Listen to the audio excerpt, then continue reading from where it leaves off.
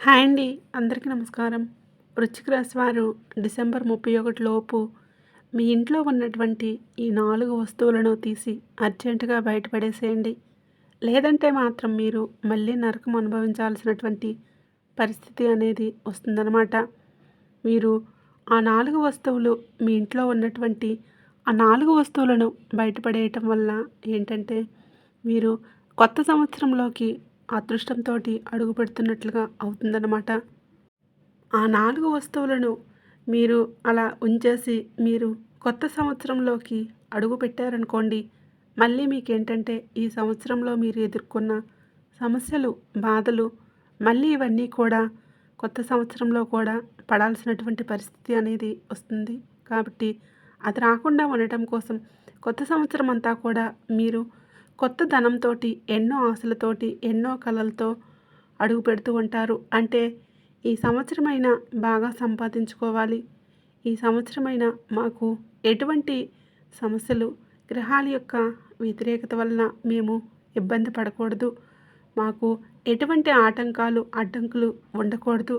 అదృష్టం అనేది మా సొంతం అవ్వాలి అని చెప్పేసి మనం మానసికంగా అలా కొన్ని రకాలైనటువంటి నూతన ప్రయత్నాలతో ఈ నూతన సంవత్సరంలోకి అడుగు పెడుతూ ఉంటాము.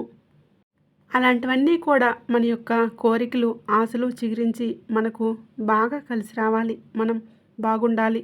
కొత్త సంవత్సరం అంతా కూడా మనకు విజయవంతంగా ఉండాలి అనంటే మీరు ఏంటంటే ఈ యొక్క చెడును వెంట పెట్టుకొని వెళ్ళకుండా ఉండటం కోసమే ఈ 4 వస్తువులను మీరు డిసెంబర్ 31 లోపు ఎన్ని పనుల్లో ఉన్నా సరే మీరు తీసి బయటపడేస్తే మాత్రం ఈ కొత్త సంవత్సరం అంతా కూడా ఇక మీకు విజయమే.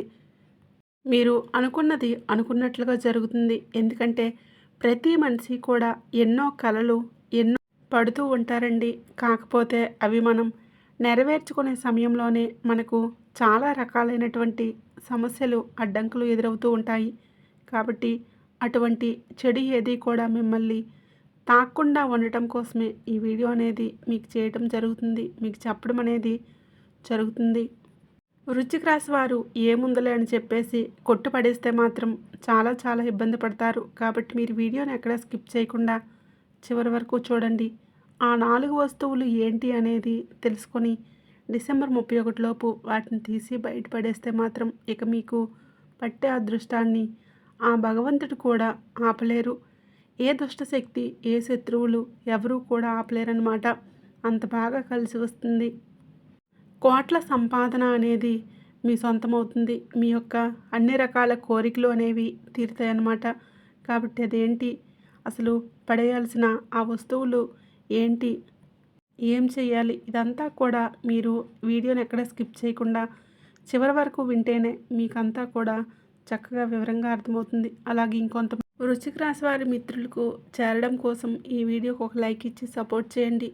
వృశ్చిక రాశి వారిని కనుక మనం వృశ్చిక రాశి వారికి విశాఖ నక్షత్రం 4వ పాదం, అనురాధ నక్షత్రం 1, 2, 3, 4 పాదాలు, జ్యేష్ఠ నక్షత్రం 1, 2, 3, 4 పాదాలు, మొత్తం 9 పాదాలు వృశ్చిక రాశి పరిధిలోకి వస్తారు.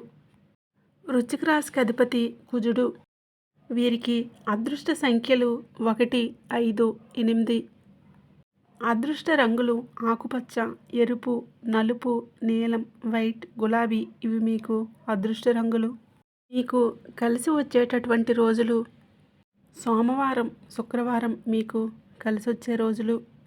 ఇక మీ రాశి విషయానికి వస్తే మీ మనస్తత్వం ఏంటంటే ఒక మంచి మనస్తత్వం అని చెప్పుకోవచ్చు. మీరు జాతకపరంగా చాలా చాలా అదృష్టవంతులు.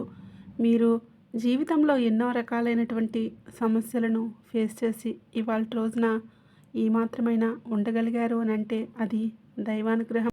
అలాగే మీ యొక్క మంచి మనసు వలన ఈరోజు ఈ మాత్రమైనా ఉండగలిగారు అని చెప్పుకోవచ్చు. అయితే ఈ డిసెంబర్ 31 లోపు మీరేంటంటే ఈ వస్తువులను తీసి బయటపడేసేయండి.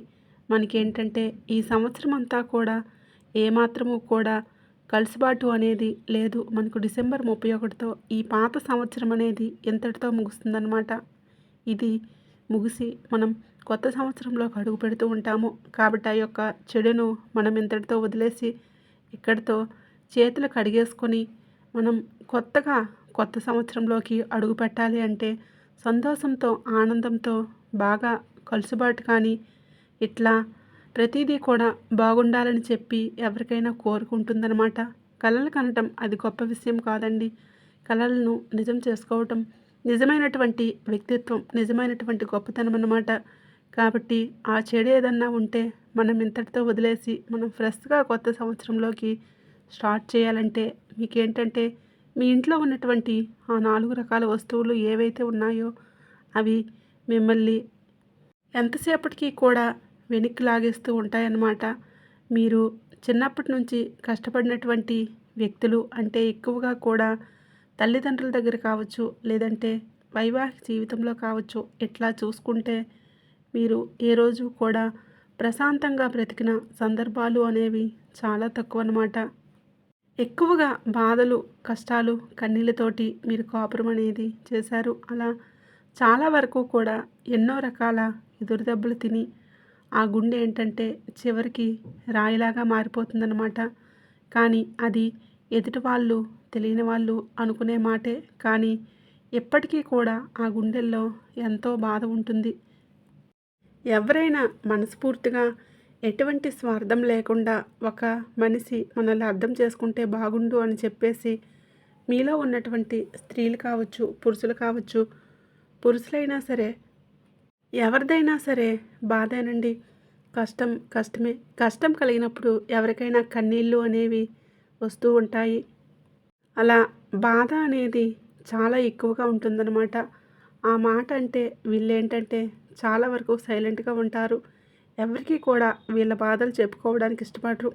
ఏదన్నా సరే వీళ్ళ మనసులో వీళ్ళే పెట్టుకొని బాధపడటం వీరికి తెలుసు. వీళ్ళకి బాధలు ఎక్కువగా ఎక్కడ వస్తున్నాయి అంటే మన అనుకున్నటువంటి మనుషుల దగ్గర నుంచి ఎక్కువగా బాధలు ఎదురవుతూ ఉంటాయి. అంటే ప్రేమ మన అనే వ్యక్తులు ఎవరైతే ఉంటారో భార్య కావచ్చు, లేదంటే భర్త కావచ్చు, లేదా పిల్లలు కావచ్చు, లేదా మనం ఇష్టపడే వ్యక్తులు ఎవరైనా కావచ్చు, వాళ్ళ దగ్గర నుంచే వీళ్ళకి ఎక్కువగా నెగిటివిటీ అనేది స్ప్రెడ్ అవుతుందన్నమాట.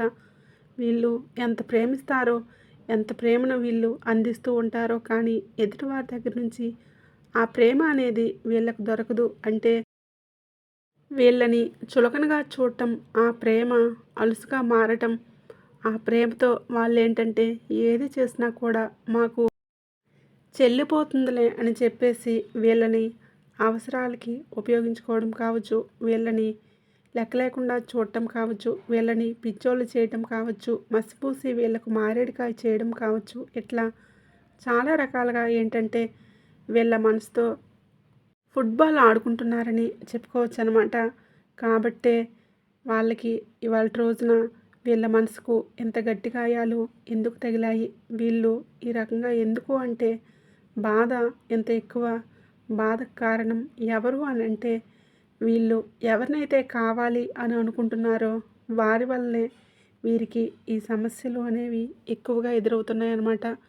బయట ఎక్కడి నుంచో మనకు శత్రువులు రావాల్సినటువంటి అవసరం లేదండి. మనం ఎవరినైతే ప్రాణానికి ప్రాణంగా ప్రేమిస్తూ ఉంటామో, మనం ఎవరినైతే మన అని చెప్పేసి కోరుకుంటూ ఉంటామో వారి వలనే మనకి ఎక్కువగా ఎదురవుతుందన్నమాట. కాబట్టి ఎక్కువగా మీకేంటంటే ఇప్పటికే చాలా అలసిపోయారు.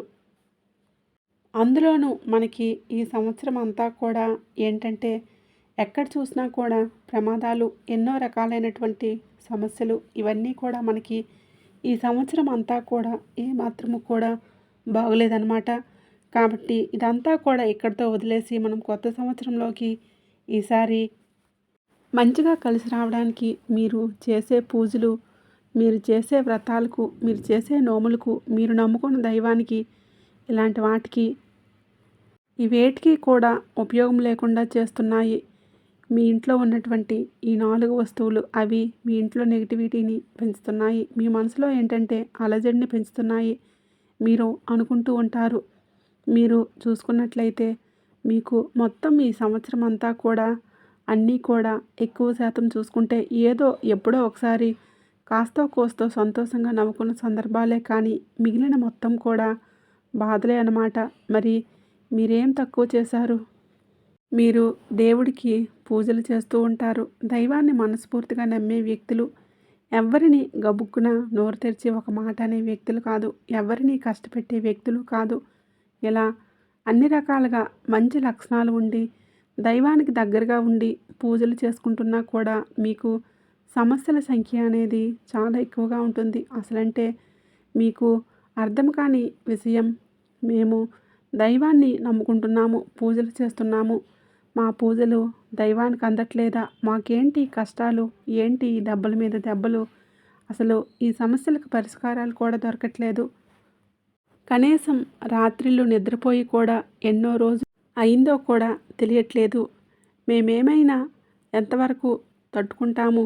ఏంటి ఈ బాధలు అంటే, ఒకటి తీరాక ఇంకొకటి, ఇలా సమస్యల మీద సమస్యలు, ఎదురు దెబ్బల మీద ఎదురు దెబ్బలు, కష్టం మళ్ళీ పనుల్లో కలుసుబాటు లేకపోవటం, ఆర్థిక పరంగా ఎదగలేకపోవటం, ఎంత కష్టపడి పనిచేసినా అందులో ఏంటంటే గట్టిగా లాసు, గట్టిగా ఎదురు దెబ్బలు ఇలాంటివన్నీ చూసేసరికి మీకేంటంటే అసలు ఏమీ అర్థం కాని పరిస్థితి.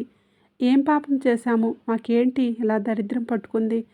మాకేంటి అసలు ఈ కష్టాలు ఏంటి? ఈ శని దోషాలు ఏంటి అని చెప్పేసి చాలా బాధలు పడుతూ ఉంటున్నారు.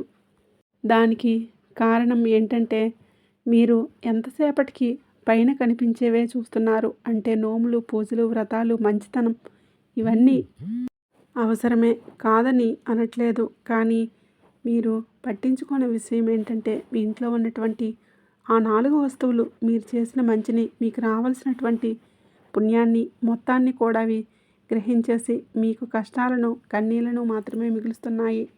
కాబట్టి అర్జెంటుగా మీరు ఆ 4 వస్తువులను తీసి బయటపడేసేయండి.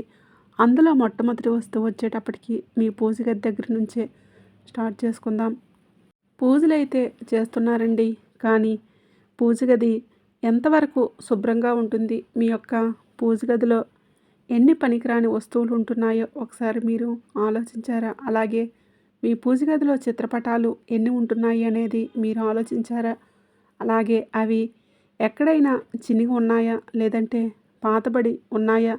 ఇలాంటివి ఎప్పుడైనా మీరు గమనించారా?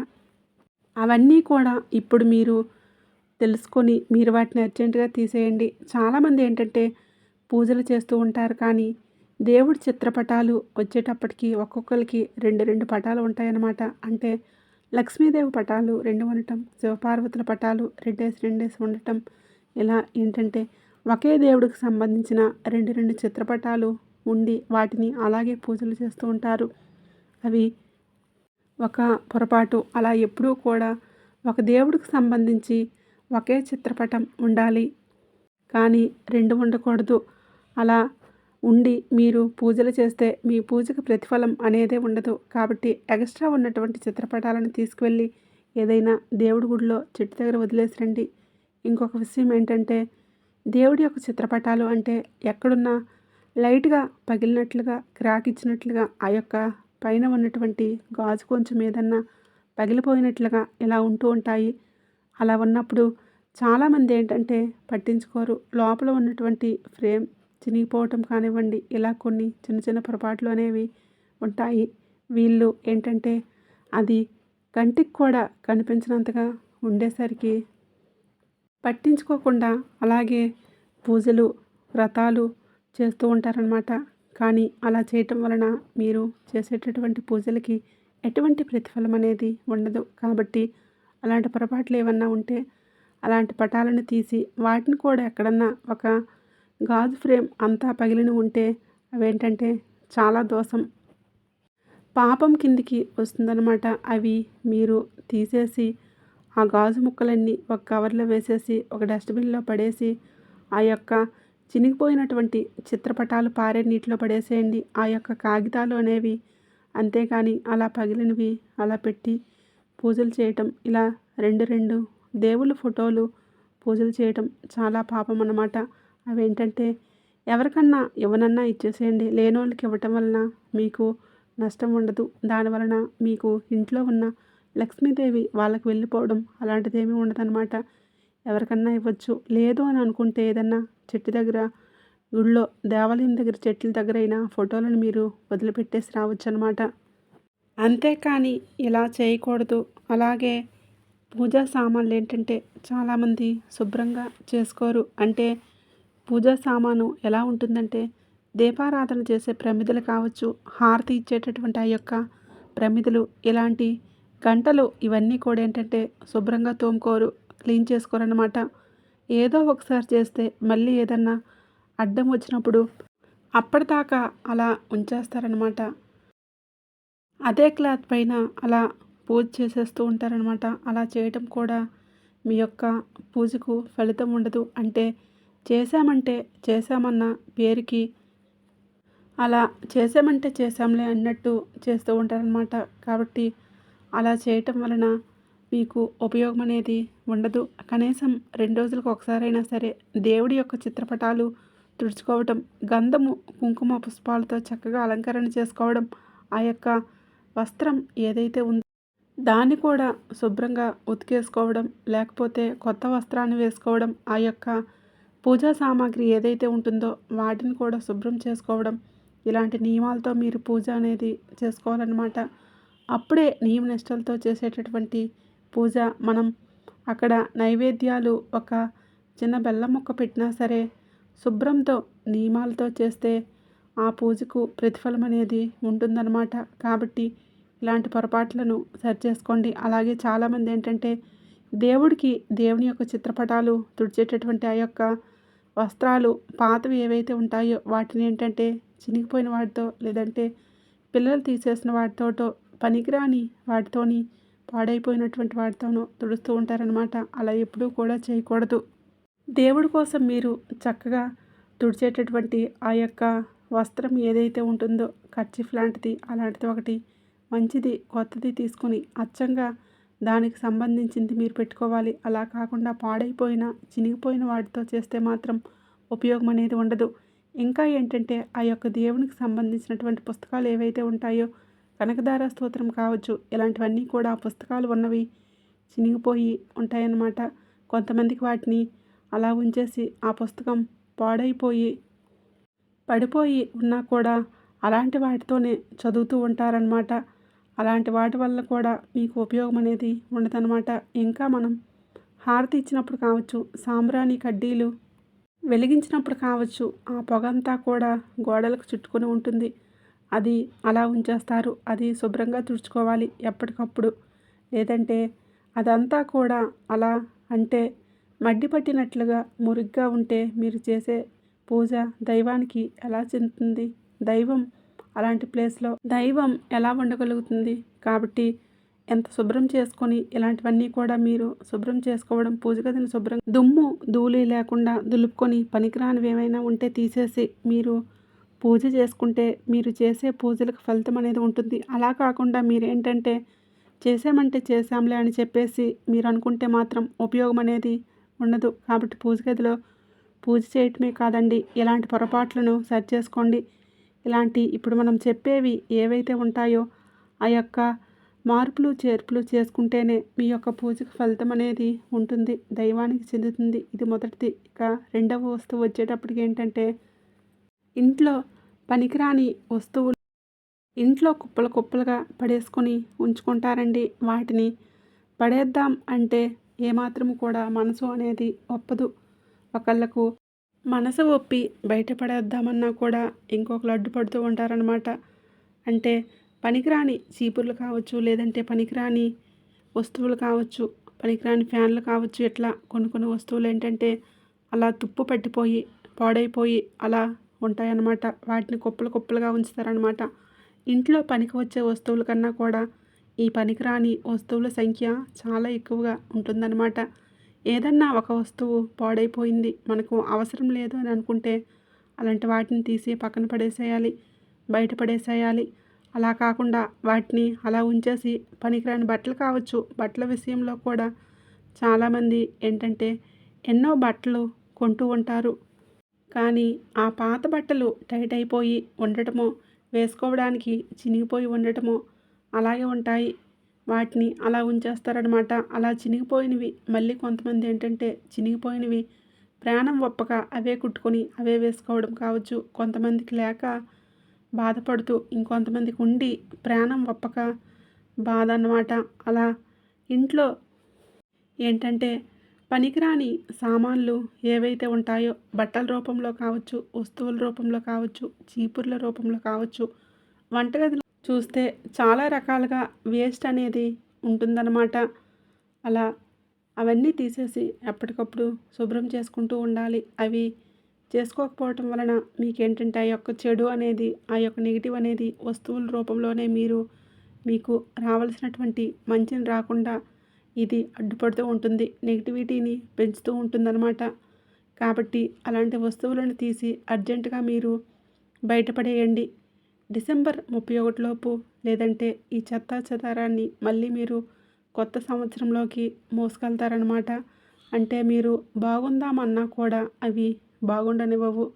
కాబట్టి ఇది రెండవ పొరపాటు. ఇక మూడవ వస్తువు వచ్చేటప్పటికి ఏంటి అంటే చాలామంది కూడా పెద్దలకు సంబంధించినటువంటి పటాలు ఏంటంటే దేవుళ్ళ దగ్గర ఉంచుతూ ఉంటారు. అలాగే పెద్దలకు సంబంధించినటువంటి ఆ యొక్క వస్తువులు కావచ్చు, అంటే వాళ్ళు పడుకునే వాళ్ళ మంచాలు ప్రేమతోటి మన కోసం తల్లిదండ్రులు కావచ్చు, తాతలు కావచ్చు, నాయనమ్మలు కావచ్చు, ఇలా పెద్దవాళ్ళు ఉంటూ ఉంటారు కదండి. మన కోసం కష్టపడతారు. కాబట్టి వారి మీద ప్రేమ ఉండటంలో తప్పులేదు. కానీ వాళ్ళని తీసుకువెళ్ళి దేవుళ్ళతో పాటుగా ఆ యొక్క ఫోటోలు వాళ్ళవి పెట్టడం కావచ్చు. అలాగే వారికి సంబంధించిన వాడిన వస్తువులు అంటే వాళ్ళ బట్టలు, చీరలు, వాళ్ళ నగలు కావచ్చు, వాళ్ళకి సంబంధించిన మంచాలు కావచ్చు, కంచాలు కావచ్చు, ఇలాంటివన్నీ కూడా ఏంటంటే అలాగే ఉంచేసి వాడుకుంటూ ఉంటారు. ఎందుకంటే వాళ్ళ జ్ఞాపకార్థం ఉంచుకుందాం,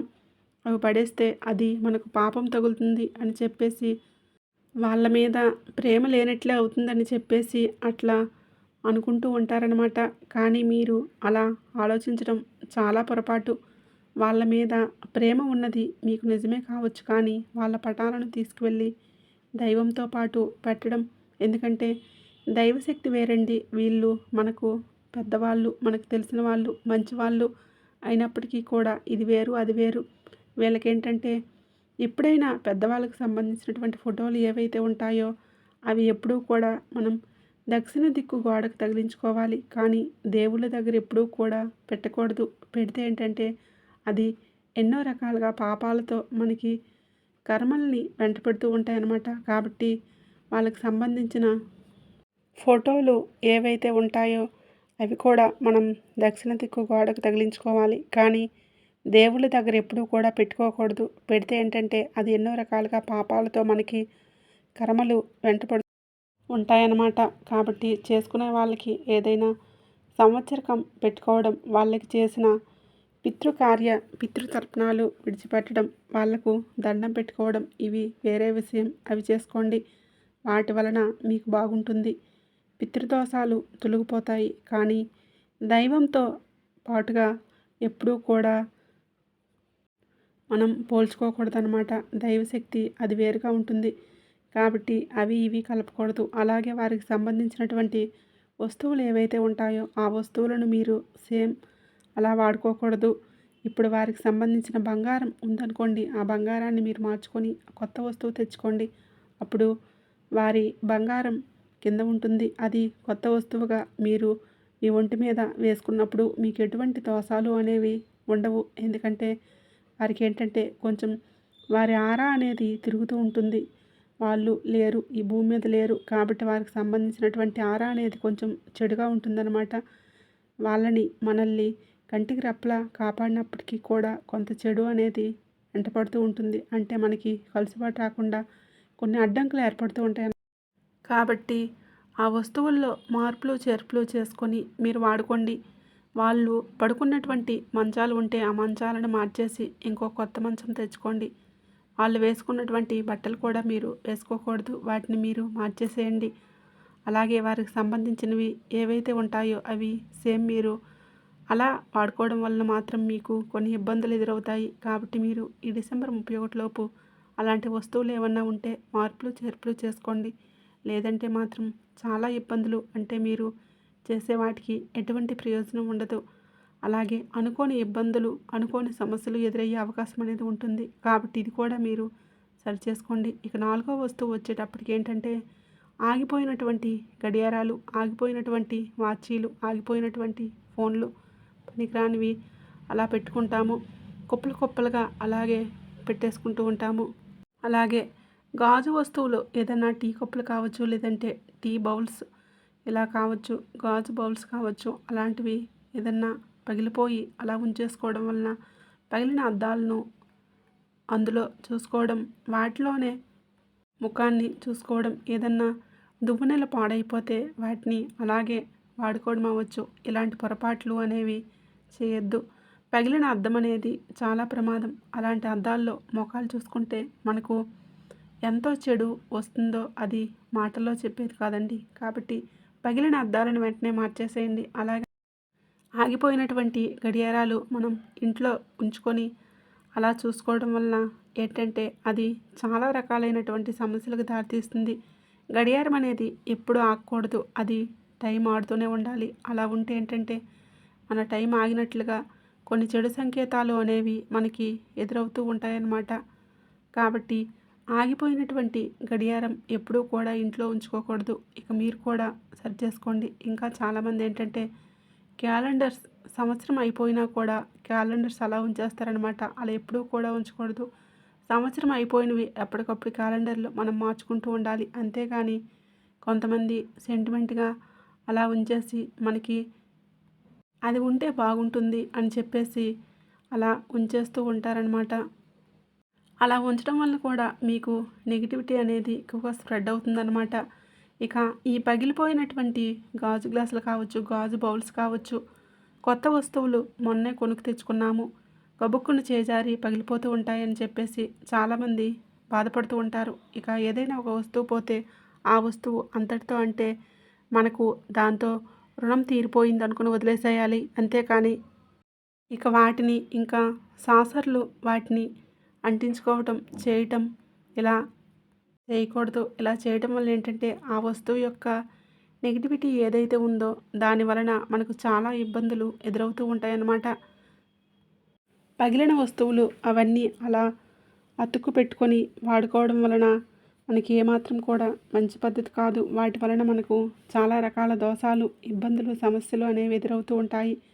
కాబట్టి ఇలాంటివి ఏదన్నా పగిలిపోయినవి, విరిగిపోయినవి, తెగిపోయినటువంటి చెప్పులు కావచ్చు, ఇలా ఆగిపోయినటువంటి గడియారాలు కావచ్చు, ఇవన్నీ కూడా ఈ డిసెంబర్ 31లోపు మీరు తీసేసి బయటపడేసి కొత్త సంవత్సరంలో ఫ్రెష్గా స్టార్ట్ చేసుకోండి. అంతేగాని మళ్ళీ ఈ చెత్తని, పనికిరాని వాటన్నింటినీ కూడా కొత్త సంవత్సరంలోకి అడుగు పెట్టేటట్టు చేస్తే మళ్ళీ ఏంటంటే మనకు ఇలాంటి సమస్యలే ఎదురు చూడాల్సినటువంటి అవసరం అనేది వస్తుందన్నమాట. కాబట్టి ఇలాంటివి జరగకూడదు అని అనుకుంటే మనం చెప్పుకున్నట్లుగా ఈ 4 రకాల వస్తువులు ఏవైతే ఉన్నాయో వాటిని దయచేసి మీరు తీసి బయటపడేసి మార్పులు చేర్పులు చేసుకోవడం, తీసిపడేసి ఇలా బయటపడేయడం. కానీ కొంతమంది పనికిరాని దిండ్లు వాడుతూ ఉంటారు, పాడైపోయి ఉంటాయి.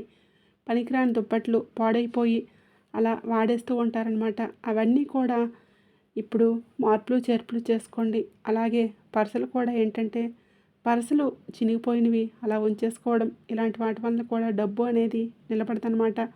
మనం చేసే ఇవన్నీ ఏంటంటే గమనించలేని చిన్న చిన్న మనకు గ్రహించలేని పొరపాట్లు అనమాట.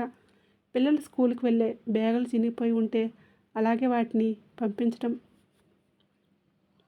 అలాంటి వాటి వలన పిల్లలకు చదువు కూడా సరిగ్గా అవ్వదనమాట. ఇలాంటివన్నీ కూడా మీరు సరి చేసుకోండి. ఈ డిసెంబర్ 31 లోపు కాస్త ఒకరోజు 2 రోజులు పని పెట్టుకొని అయినా ఇల్లంతా కూడా బూజులు దులుపుకోవడం, ఇల్లంతా శుభ్రం చేసుకోవడం, ఇల్లంతా చక్కగా తుడుచుకోవటం, ఈ పనికిరానివన్నీ కూడా ఇప్పుడు మనం చెప్పినవన్నీ తీసేయటం, ఇలాంటివి శుభ్రం చేసుకొని ఇలా మీరు శుభ్రం చేసుకోవడం, ఇలాంటివన్నీ మీరు చేసుకుంటేనే మీకు కొత్త సంవత్సరం అంతా కూడా కలుసుబాటుగా ఉంటుంది. లేదంటే ఈ చెడునంతటిని కూడా మీరు తీసుకెళ్తే ఇంకా కొత్త సంవత్సరం కలిసి రాదనమాట. ఒకసారి మీరు ఆలోచించండి. కాబట్టి అలాంటి పొరపాట్లను మీరు పూర్తిగా సరి చేసుకోవడం వల్ల మీకు విజయవంతంగా కొత్త సంవత్సరం అంతా కూడా అదృష్ట ఐశ్వర్యాలతో, ఆయుర ఆరోగ్యాలతో నిండు నూరేళ్ళు కూడా మీరు సంతోషంగా ఉండే అవకాశం అనేది ఉంటుంది. కుటుంబంలో గొడవలు కూడా తగ్గుతాయి. చూడండి, అసలు ఆ వస్తువులన్నీ ఇప్పుడు మనం చెప్పినట్లుగా తీసి బయటపడేసేయండి. మీ మనసు కూడా ఎంతో ప్రశాంతంగా ఉంటుందో చూడండి. అసలు ఏంటి ఇన్నాళ్ళు మనం ఈ విషయాన్ని పట్టించుకోలేదు, మనం గమనించలేకపోయాము, సమస్యలు వస్తున్నాయి అని మీరు చెప్పేసి బాధపడ్డారు. కానీ ఇలా కళ్ళెదురుగా ఉన్నటువంటి ఈ చిన్న చిన్న విషయాలను పట్టించుకోలేకపోయామని చెప్పేసి ఈ వీడియో చూసిన తర్వాత మీకు చాలామందికి అర్థమవుతుందనమాట. కాబట్టి చిన్న చిన్న పొరపాట్లే మన జీవితంలో పెద్ద పెద్ద సమస్యలు రావడానికి కారణమవుతాయి. కాబట్టి ఈ డిసెంబర్ 31 లోపు మీరు పని కట్టుకొని అయినా సరే వీటిని తీసి మార్పులు చేర్పులు చేసుకోండి. ఇల్లంతా కూడా శుభ్రం చేసుకోండి. ఇక మీకు కొత్త సంవత్సరంలో తిరుగు అనేది ఉండదనమాట. అర్థమైంది కదండి. ఏ 4 వస్తువులను తీసి బయటపడేయాలి ఏంటి అనేది ఈ వీడియో కనుక మీకు నచ్చినట్లయితే వీడియోకి చిన్న లైక్ ఇచ్చి అలాగే మన ఛానల్ని సబ్స్క్రైబ్ చేసుకోండి.